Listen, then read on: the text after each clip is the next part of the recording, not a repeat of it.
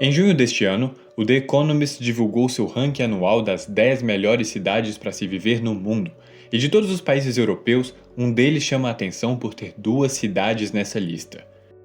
Zurique e Genebra foram as representantes da Suíça nessa classificação, que considera pontos como infraestrutura, segurança, acesso a museus e bibliotecas, estabilidade política e uma série de outros fatores.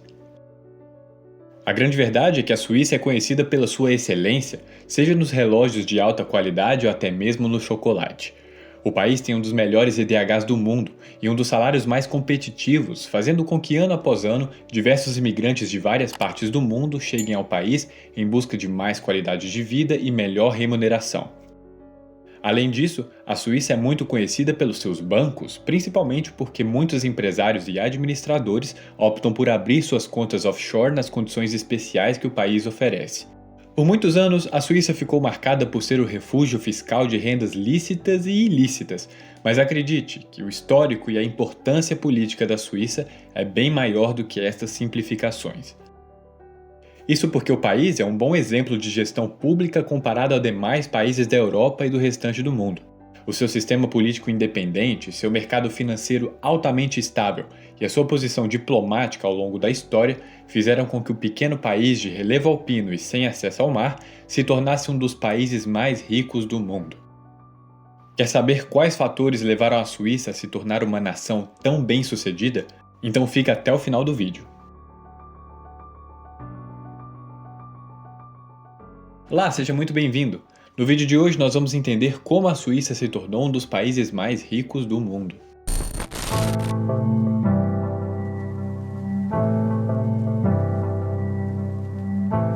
O histórico diplomático suíço é bastante marcado pela sua neutralidade, mesmo em períodos em que as guerras dominavam o continente europeu. A neutralidade da Suíça remete à derrota da Confederação Suíça em Marignano em 1515 e ao Tratado de Paz de Westfália de 1648, que encerrou a Guerra dos 30 Anos. No entanto, essa neutralidade não foi reconhecida pela comunidade internacional até o Congresso de Viena de 1815. Como país neutro, a Suíça não participa de conflitos com outros países, não fornece assistência armada e não participa de alianças militares. A posição diplomática dos suíços permitiu com que o país se tornasse uma peça-chave nos momentos de reconstrução do velho continente no pós-guerra. Enquanto os demais países estavam em grande parte destruídos e sem recursos financeiros, a Suíça serviu de apoio para a viabilização de uma nova Europa, seja economicamente ou através da sua rápida industrialização. A posição estratégica da Suíça, fazendo fronteira com a Alemanha, Itália e França, fez com que o país estivesse conectado com três das maiores potências políticas e econômicas da Europa, mesmo em momentos de crise. Além disso, outro fator importantíssimo a ser levado em conta é que as três línguas dos países citados são reconhecidas como oficiais na Suíça.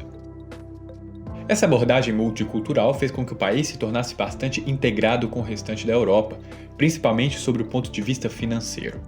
A verdade é que os fatores geográficos condicionaram bastante a fonte de renda da Suíça, limitando bastante o uso de terras aráveis adequadas para o plantio.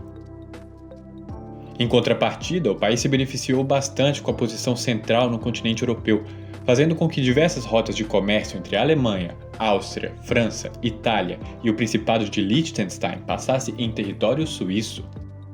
A política externa da Suíça fez com que o país atravessasse duas guerras mundiais e outros conflitos armados sem nenhuma retaliação, mas não foi somente a diplomacia que tornou a Suíça um país tão rico assim. É preciso olhar também para o seu modo de governo.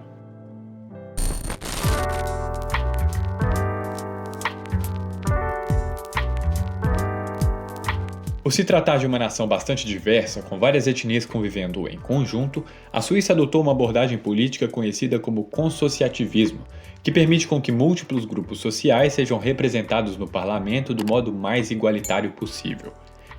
Desta forma, não importa se você é de origem alemã, italiana, francesa ou de qualquer outro país da Europa, de um modo ou de outro, há uma tentativa de equivalência nos poderes do legislativo. Além disso, não podemos deixar de mencionar a independência que cada estado da Suíça tem em relação ao governo federal. Estes estados, conhecidos como cantões, possuem uma significativa autonomia, principalmente no quesito fiscal, fazendo com que cada região trabalhe por se tornar cada vez mais atrativa para os cidadãos. Na prática, os cantões competem entre si para oferecer um regime tributário justo frente ao que o governo tem oferecido aos seus habitantes. Se algum distrito não for atrativo o suficiente, acaba por perder moradores e, consequentemente, investimento. O federalismo suíço tem como característica marcante o alto grau de participação da população no seu governo. Diversas vezes no ano, a população vota em referendos e plebiscitos nacionais e distritais para definir aspectos importantes da legislação. Enquanto no Brasil foram feitas apenas 4 consultas populares dos anos 2000 para cá, na Suíça o mesmo número foi feito somente no ano de 2022. A participação popular ativa no governo, aliada à alta independência dos cantões na Suíça, podem ter sido algumas das razões pelas quais o país tem uma das menores taxas de corrupção no mundo. Segundo o Índice de Percepção de Corrupção de 2021, a Suíça está em 7º lugar no ranking global.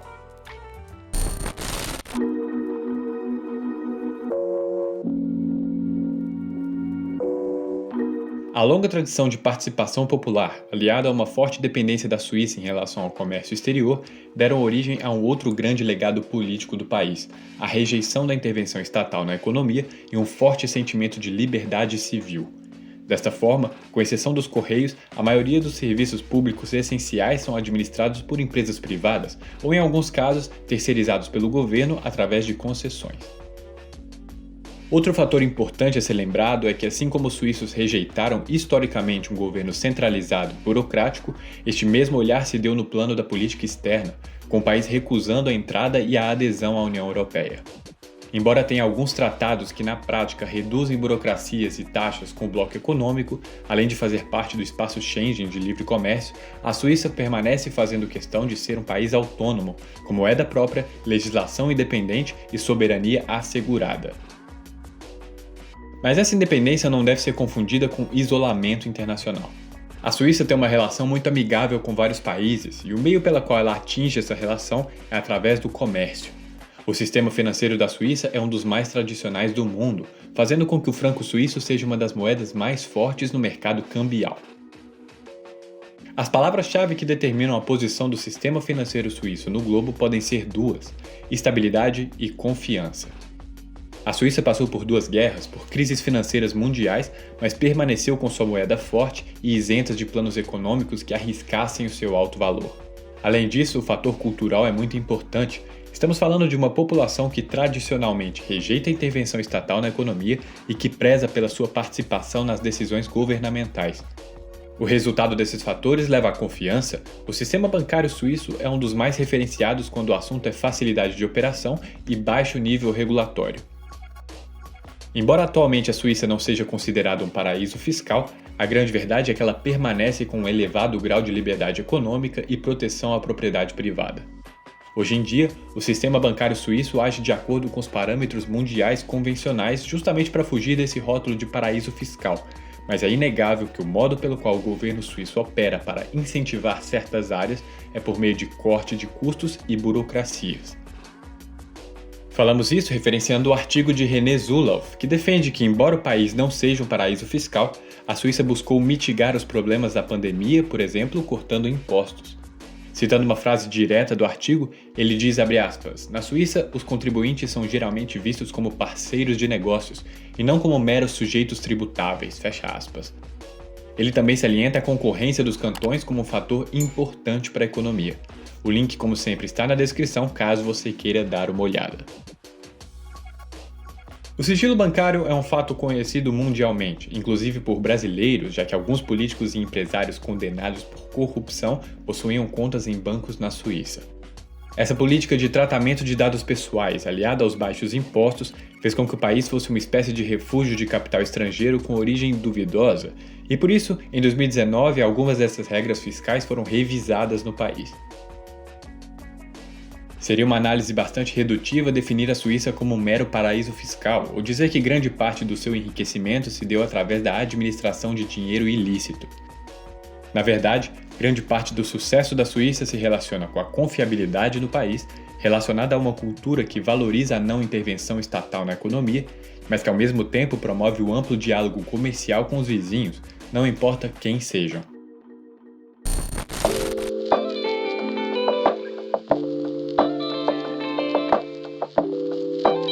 Quando observamos o passado da Suíça, passa a ser possível entender o porquê do seu sucesso econômico. Sua rápida industrialização em um momento de crise na Europa fez com que o país surfasse em uma onda de desenvolvimento, colaborando com diversos países durante a reconstrução do continente europeu. A neutralidade suíça deixa evidente que guerras custam caro e que acordos comerciais acabam por valer sempre mais a pena para a melhoria e o bem-estar de uma população. Outro legado deixado pela Suíça é o da excelência.